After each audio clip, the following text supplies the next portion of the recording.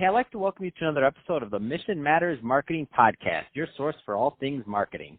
My name is Adam Torres. You can follow me on Instagram at @AdamTorres to keep up with my book releases, book tour schedule, signings, all that other good stuff. Always love to connect with you there.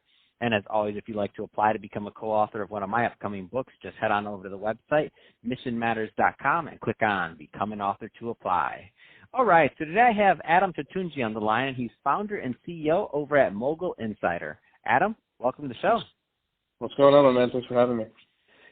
So excited to get into today's topic. I want to talk about connecting with high net worth individuals and marketing. But before we do that, let's get into what you're doing over at Mogul Insider. First, tell us a little bit more about your company, please. Sure. So long story short, Mogul Insider currently is a full-service marketing consulting/media firm. And what that, basically means in a roundabout is like we come into companies and, build relationships, create a community around what they're doing, figure out what they're up to, and see if we can kind of integrate on certain projects. A lot of the stuff we do is internal. We're very content-driven type of hub. However, if there are certain things that we don't necessarily do, we still come in and like to position ourselves as consultants so that become like an advisor in the marketing space. And so through our network, we kind of gather the necessary resources and bring them on if there's certain things that we don't necessarily do internal. So that's kind of like the 30-second spiel of things we kind of do is really anything marketing related, but I love content. Content's huge for us. So paid media, content strategy, social media, it's all in the, so just to let everyone know, it's all in the digital space. So we don't do any traditional marketing. So there's a lot of people listening right now that are that own businesses and they're entrepreneurs and always looking for different slants and different agencies to work with. What makes your industry your agency different? Like what kind of niches do you focus on? You see, I think what makes our agency, super different isn't necessarily the service. I don't want to focus on that. It's the treatment.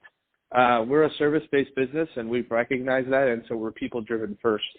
What that means is basically our mission is really every person we touch will guarantee have a better life because of whatever we do for them. So it's kind of like a thing I spread out to the entire team, whether it's subcontractors, partners, vendors, podcasters, because we deal with a lot of podcasts too. Whoever, works with us, eventually lives get better. And so I think that's what makes us special is I don't want to be so cliche and say, I'll take the extra mile, but seriously, it's like the relationships we cultivate in today's such fast working society.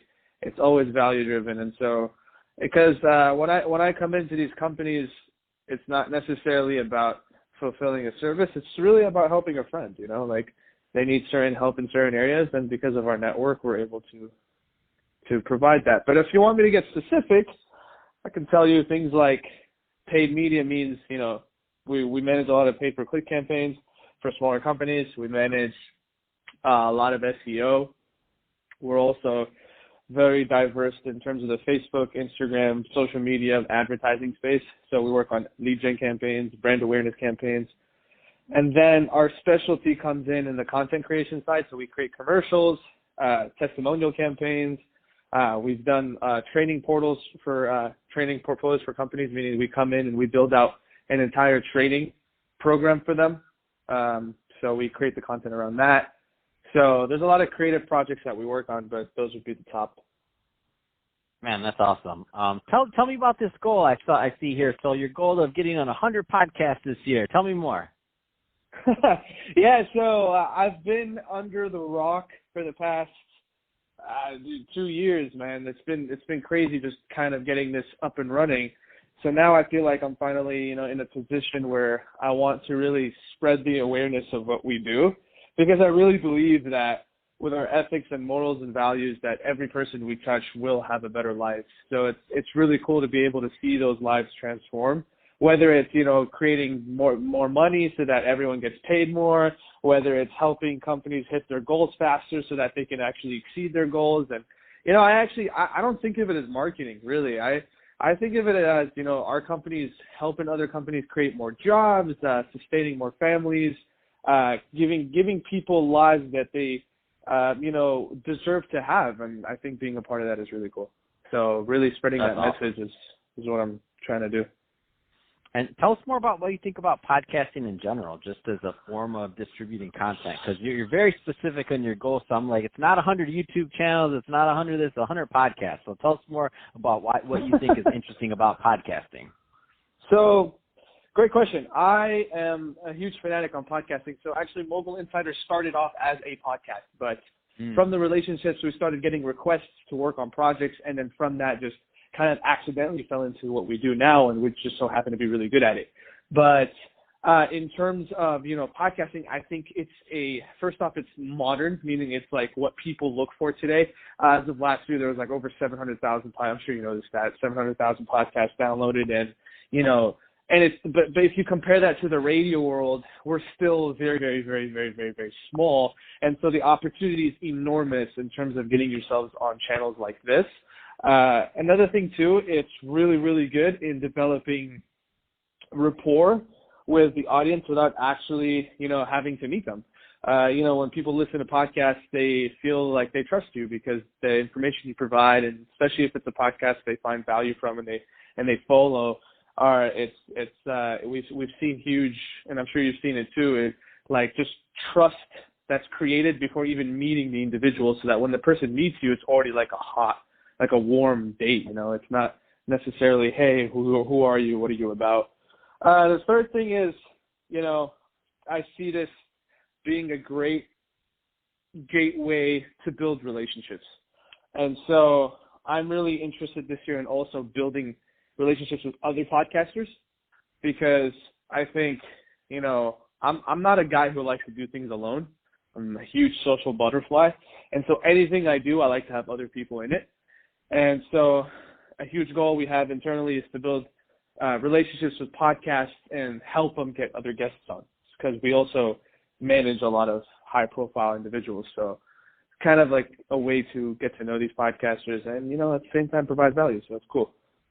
I think that's a great transition. Networking with high net worth individuals and getting those right, like kind of introductions. And I mean, where do you want to go with that one? I think I want to start with the basics. For a good, like, for the next year, I'm just going to be talking about basics, because I think people forget those specific things, which is why networking is like such a big topic. But if I want to really ramble about it, one huge thing that really bothers me is like I don't understand why schools don't necessarily teach this as a topic. It should be, in my opinion. It's a human skill that, if acquired, can allow anyone in today's society to get whatever they want. And I say whatever. If you know how to network, you can get anything. So especially in 2020, it's not about what you know, it's who you know. Because from who you know, you can start learning a lot and create a whole career out of that. That's just one example, but there's a lot of reasons to it. So, but in terms of the basics, I think people, if you want to specifically talk about high net worth individuals, I don't like the concept that they're even in their own criteria. I think that by itself creates a shell that makes people assume that they're inaccessible. So I think that's like a big, big challenge. And I want people to understand that at the end of the day, that we're all human, right? So the biggest thing that's helped me build a massive network is the first understanding that he's a human or she's a human. I'm also human. So in terms of humanity, I should be respected at the same level they're respected. The only difference is whatever they do, they just so happen to be better in it than I am currently, but it does not deny me from my basic human rights. Just because I'm not in that space, I'm not all of a sudden now worse or less or looked down upon or not a part of this society, because that concept screws up the approach for anyone that's still getting into networking as like if anyone's like young. I like to really talk to like college students. I like to talk to the younger generation. I think, if they remove that concept out of their head, approaching would become a lot easier, and then you'll start to realize that it's really conversational. It's not necessarily when people talk about provide value here and there, or make sure you give to get before you ask. You will never understand what to give and how to provide value if you don't get to know the person. And you will never get to know the person if in your head they're much, much better than you, because you're going to get nervous. You're going to feel like, whoa, I don't know if I'm valuable enough. why would he spend time with me? Like, honestly, to whoever listens to this, there's a lot of people that I've met that literally just enjoy the fact that I can talk to them about life. You know, they're like, oh, this is so awesome. I'm working so much all the time. It's really cool to kind of get a breather. You know, because not a lot of people approach them. Now they're thinking to themselves, oh, you know, and it's weird because society has also framed them in like a separate, like, celebrities are like different. You know, they're not human. They're famous. But yeah, I can ramble about this forever. But I mean, another thing, if you look at, like, it's interesting. It's also affecting, in my opinion, the high net worth individuals. There's a lot of depression that happens at that level, and I think because society has created this secluded arena for these guys that they don't even like it themselves. So if you reach out and you provide value, they're always down and they just want to help. They just want to give back. And so it's just understanding that concept. I think in the beginning, obviously we could be talking about this for like hours. It's very important. No, that's awesome, and I get it too, and it makes sense, and I like the fact that you bring up that it's all human. I mean, everybody is human, so and that's the condition. So, no, all great stuff there. So, Adam, that being said, if somebody's listening to this and they want to learn more about what you're doing over at Mogul Insider or different ways they can work with you, what's the best way for them to connect? Yeah, you can just follow me on social media at Adam Totounji. Last name is Totoun, as Nancy, J as in Jerry, I as in Igloo. Just hit me up wherever. I'm really, like, I'm always down to provide value and grow and help other people out. And then, yeah, you'll find a lot of the content we post and kind of learn from there. I love it, and I do get that from you, by the way, that you're into definitely helping people, and I do see that as a difference and a competitive edge for Mogul Insider. So thank you for coming on the show today and sharing your background, your story, and some tips on connecting with high net worth individuals. And to the audience, as always, thank you for tuning in.